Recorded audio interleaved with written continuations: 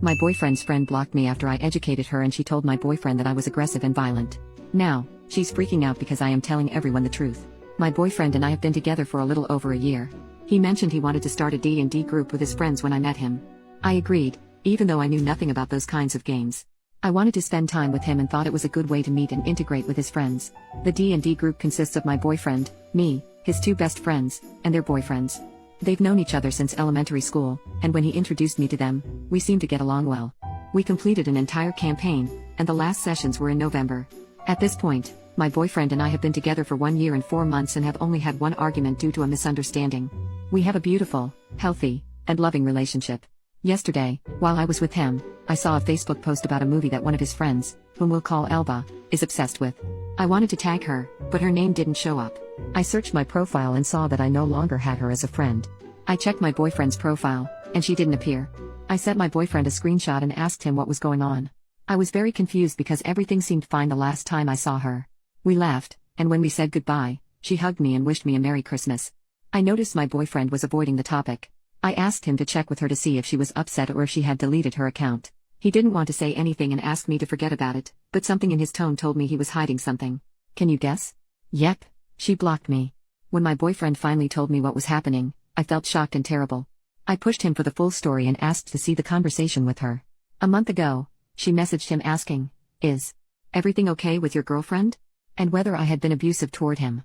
My boyfriend replied that everything was fine and asked why she was asking that. She said, "At the last gathering, your girlfriend yelled at me, attacked me, was aggressive toward me, and even turned red with rage. I was worried she might be abusive toward you, but if everything is fine, that's great to hear." The three women stayed at the table chatting about the Joker movie at the gathering she mentioned. I mentioned that there were many inaccuracies regarding mental health, such as how Lady Gaga's character couldn't possibly be a psychiatrist, as portrayed. Based on her profile and delusion, she wouldn't have been able to finish medical school, let alone complete a long specialty like psychiatry. The other girlfriend, Sophia, supported my argument, adding that her profile wouldn't have allowed her to get into medical school. Elba got furious, saying that if there were pedo priests, then there could also be crazy doctors. If there are rap-y doctors, there can also be delusional women practicing medicine. Sophia and I disagreed. We should know, as Sophia is a doctor, and I have a PhD in psychology and psychotherapy. Coming from a place of knowledge, we explained to her that it wasn't possible.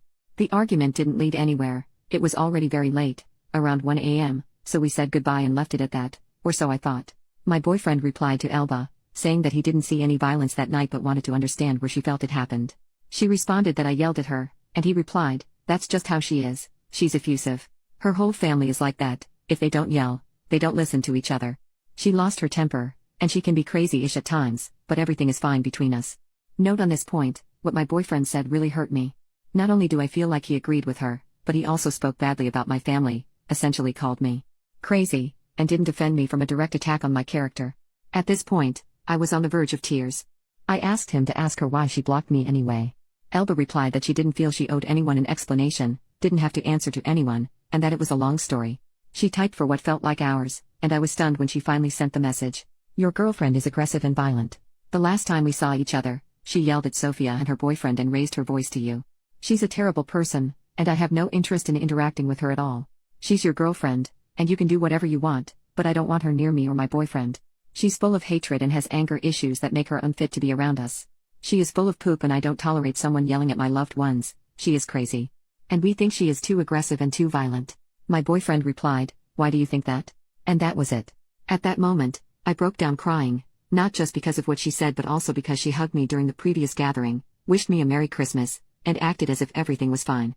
Additionally, my boyfriend didn't defend me or say anything in my favor. Instead, he wanted to understand why she viewed me that way. And also, the we part stood out. She made it seem like all of my boyfriend's friends thought I was violent while he was texting her. I wrote a message in the group chat we all shared and then left the group, deciding not to be part of the D&D table anymore to avoid further conflict. Here's the message I sent. "Hi everyone. First of all, I want to apologize if at any point you felt any kind of aggression from me toward you. Please believe me, that was not my intention. Second, I just realized that I've been blocked on social media, and after talking with my boyfriend, he told me there was even a conversation where I was accused of being violent toward him. Knowing that more than one person in my boyfriend's close friend group sees me as a bad person or even violent toward him hurts me deeply. For everyone's well-being, I'm leaving the group. Please believe me that my boyfriend didn't want to tell me anything, and I never wanted this to happen. Sophia and her boyfriend, I deeply apologize if I offended you or spoke harshly, it was never my intention. Believe me, I've been crying nonstop and feel terrible. I wish you all a very Merry Christmas and a Happy New Year. I hope the new campaign is a success, and I send you my best wishes." Seconds after I sent that message, Elba sent a 5-minute voice note, followed by another 7-minute one. In the voice note, she yelled at my boyfriend, saying, "Why did she send that? That stupid girl is childish and spoiled. The right thing to do would have been to message me directly to apologize and fix things, but no. She prefers everyone to find out so she can play the victim. She's manipulative and selfish. What matters here is you and that this is your group of friends, and she's ruining it and being abusive. And of course, that manipulative bee cries, what else can she do but act offended? She's a terrible person, so I don't want her near me. I don't even want to see her stupid face. If you want to keep her as your girlfriend, that's your problem, but I don't agree with it, and I hope that soon no one will want her around." I didn't ask my boyfriend what he replied to her because I couldn't stop crying. In the year I had been spending time with Elba, I never had an argument or conflict with her, and hearing her say all of that about me hurt deeply. Sophia and her boyfriend sent me private messages immediately after Elba's voice note. "Sophia, baby, what happened? When have you ever been aggressive? Honestly, I've never noticed anything like that. Please don't apologize, you really don't need to. You're important to me, and I hope we can continue being close. Even though we haven't known each other for long, I already consider you a friend. You've helped me so much during my crises and supported me when my friend group broke apart. I care about you a lot, and I hope we stay friends." Sophia's boyfriend, "We saw what you wrote, but we've never felt anything like what you're describing. If we did or said something to make you think otherwise, we're truly sorry. We've never felt any aggression or anything of the sort. Neither Sophia nor I think that way. On the contrary, you've always been a great friend to us. If you ever felt a bad attitude from us, please forgive us too. Let's continue being friends, we care about you a lot." Elba's boyfriend messaged my boyfriend, saying he had to side with Elba but admitted that everything had gotten out of hand and expressed how sorry he was about the situation. At this point, I felt better. With the support messages from Sophia and her boyfriend, I found the courage to tell my boyfriend, "I can no longer be around Elba. I never want to be near her again, and you need to decide, either you side with her, and we end our relationship, or you side with me, keep her away from me, and understand that I never want to see her again in my life." My boyfriend got up and started saying I needed to stop talking. He said he was having a panic attack, that he couldn't make a decision like that, and that he never thought it would get to this point. He said he wasn't able to decide. I waited for him to calm down, gave him his anxiety pill, a glass of water, and once we were in a better place, I simply said, "It's late, you should go home. Think about it, and we'll finish this conversation another day when we're calmer." He told me he didn't want to leave me like that. By that time, I had been crying for over 2 hours, but I insisted that for his safety, he should go home before 11 p.m. and that we could pause the discussion for now. I told my mom about it, and she's on my side, saying that my boyfriend didn't defend me, that he should have set boundaries with Elba, and that I'm in the right. Sophia and her boyfriend also make me feel like I didn't do anything Elba accused me of. Update: that day, I asked him to stop responding to her, as it was only giving her more ammunition to keep attacking me, and I didn't want him talking about me anymore. That same day, I realized he kept replying to her, and I knew he continued. We sat in the living room, and I said, "First, I want you to know I'm not angry. I'm sad and want us to talk and figure out how to fix this. I love you and want to know if you're okay and feel ready to talk." He told me he hadn't eaten because he was anxious about our talk, but otherwise, he was fine and wanted to talk too. I asked if he could show me what he had replied to Elba over the past few days. When he showed me, I saw that Elba kept sending hateful messages about me, and my boyfriend replied not by defending me but by validating her with things like, "Why do you feel that way? I'm sure she didn't mean it like that. Let me talk to her." There were several voice notes of her attacking me and countless messages. I had blocked her a day before seeing him. She tried to contact me via text to clear things up. She sent him screenshots of her messages to me and said, "She's immature, childish, why did she block me? She has zero emotional intelligence and is manipulative." I returned his phone and told him 3 things before anything else. "What I'm about to say doesn't mean we're breaking up. I want to continue as a couple. I will share decisions I've already made, not to punish you or make you feel bad. I love you, and nothing I'm about to say changes that." Context: we had been talking about getting married and moving in together by mid-next year or on our 2nd anniversary. When we discussed marriage, he said he only wanted a civil wedding, but I want a church wedding, not just because it's important to me but also to my family. He said he didn't want to stand before a pedo priest and didn't even want the civil ceremony, only to live together. I told him no, that my family, a bit more traditional, and I wanted to do it the right way. He replied, "If your mom never got married, why would she care if you don't?" At the time, I didn't think much of it, but it feels like a huge red flag after all this. I told him I wanted to cancel our marriage plans and move in together. I explained that we weren't in a healthy place and needed to resolve these issues before taking such an important step. I also clarified that I didn't want him to stop seeing his friends or playing D&D and that he should continue doing so out of respect for Sophia and her boyfriend. Finally, I told him I needed time to heal, that my heart was broken, and I wasn't acting out of anger but trying to give us space to heal and figure out how, and if, we can stay together. He lost it. He had another panic attack. Crying, he begged me not to cancel our plans, saying he loved me, didn't want any of this, and felt I was punishing him.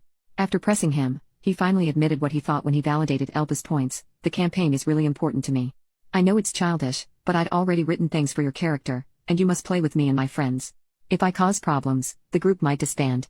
If I don't side with Elba, she'll isolate me and turn everyone against me, like she did with Chris, a friend who was also part of the group but got excluded because Elba hated her boyfriend. And if I disagree with her, we'll lose our friendship with the group. I waited for him to calm down, then told him what I thought about everything he'd said. I'm not asking you to leave your friends. I've always believed couples should have friendships or groups outside the relationship. I never asked you to leave them, I asked you to defend me, set boundaries, or respect that I can no longer be around Elba. And everything you're saying confirms what I've been thinking. I can't stay in the same group with her. Even if Sophia still invited me to her wedding, I'd go only to congratulate her and then leave. If you want to stay for the party, I wouldn't be upset, but I won't risk being in a place with Elba and alcohol. And what you're saying shows me this, too. I'm not your priority. Your priority is your D&D group and your friends. I'm not. And that's another reason we're not in a place to think about living together, because our priorities aren't aligned. He asked for time to fix this, saying he wanted to redeem himself and start acting differently to show me I'm his priority. He asked me to put our plans on pause instead of canceling them. I told him, for example, about the church wedding. I feel there's no middle ground because I'm the one pressuring for it. If it happened, people would think I manipulated him.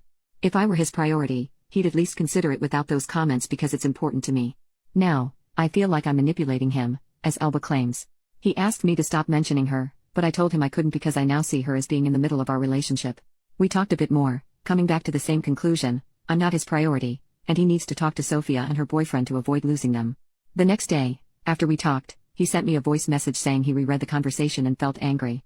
Initially, he thought I was exaggerating, but during our talk, I pointed out several parts where Elba insulted and belittled him and where she tried to manipulate him. For example, "You're slow, but if you're smart, you'll see how violent your girlfriend is, and I'd hate to have to disband the group as we did with Chris, but people like your girlfriend shouldn't be around us." After rereading, he realized I was right and wasn't reacting emotionally. What hurt him most about our convo was when I said, "Right now, I couldn't sleep with you if we were living together. I feel sad, and tonight, I'll shower, have dinner, and go to bed with my dog. It comforts me to know you won't be there so I can cry and be with my thoughts, and you don't feel responsible for making me feel better. I need to sit with my feelings, not with you." When I said that, he told me, "At that moment, I understood that I wasn't a safe space for you. You're right, I can't be a good husband or life partner because I'm not giving you what you need: security, protection, and care. You are not being manipulative, you are sharing your needs, and what I should be doing as a good boyfriend, instead of trying to soothe Elba, I should have been comforting you and taking you away from her and from all the damage." This afternoon, he spoke with Sophia and her boyfriend and told them everything. They were shocked but asked us to have dinner with them to talk. From the messages, I can tell we'll still be able to maintain a friendship with them. He set a firm boundary with Elba, telling her he couldn't allow her to keep speaking to us that way. He blocked her and apologized to her boyfriend for the drama, saying he still considered him a friend but understood if he had to pick sides. I know this isn't the update many wanted. I understand that ending this relationship is what many would have chosen. But I need to give this a chance for his sake and my own. He's a good guy, despite how it might seem. He always tries to show me he loves me. His coming around and giving me my place makes me think we might be able to work it out. And I feel like this whole drama is due to external forces and issues we must work on as a couple and as individuals. My boyfriend mentioned that he felt like he lost me, even when I told him that I was not breaking up with him. He said, "I let you down so hard that only because you are mature and amazing, you stayed with me. I want to prove to you that I deserve you." Sophia and her boyfriend have been supportive, and we've created a new group with just the four of us so we can stay in touch and plan double dates. That genuinely makes me happy and gives me some comfort about the situation.